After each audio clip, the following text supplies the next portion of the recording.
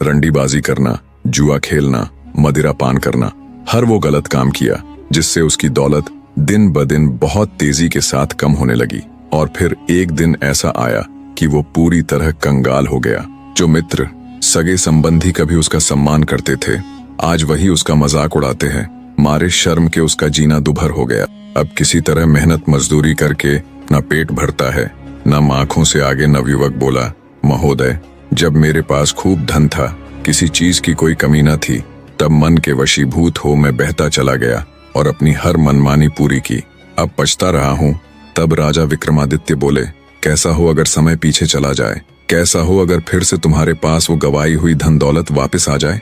राजा की बात सुन नवयुवक बोला, महोदय, ऐसा तो कदापि संभव नहीं, पर मैं इतना जरूर कहूंगा, अगर ऐसा हो जाए तो अब इस जमाने ने मुझे धन का महत्व इस कद्र सिखा दिया है कि अब वो कदापि ऐसी भूल नहीं करेगा।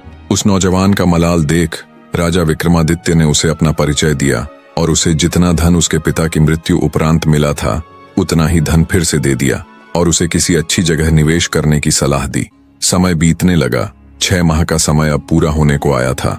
वे दोनों साधु फिर से राजा विक्रमादित्य के दरबार में हाजिर हुए और बोले, बताओ राजन, क्या आप किसी नतीजे पर पहुंचे? दोनों साधुओं की बात सुन राजा विक्रमादित्य बिना कुछ कहे सुने उन दोनों को अपने साथ उस नवयुवक के पास ले गए। नवयुवक अब पूरी तरह बदल चुका था। उसने सिर्फ 6 माह के अंदर ही व्यापार में काफी तरक्की हासिल कर ली थी।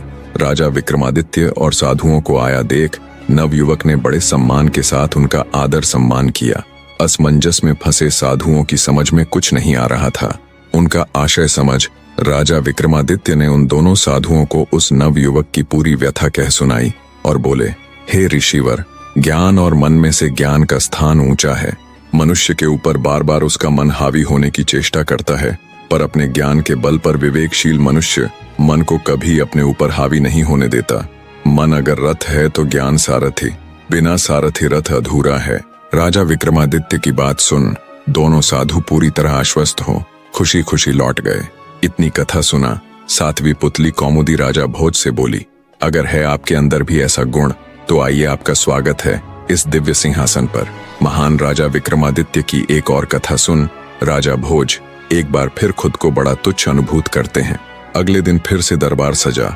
राजा भोज फिर से उस सिंहासन पर विराजने के लिए आए, पर एक बार फिर एक दिव्य प्रकाश के साथ एक और चमत्कारी पुतली तारामती सिंहासन से प्रकट हुई और हमेशा की तरह राजा भोज को सिंहासन पर बैठने से रोकते हुए उन्हें राजा विक्रमादित्य का एक और किस्सा सुनाना प्रारंभ करती है।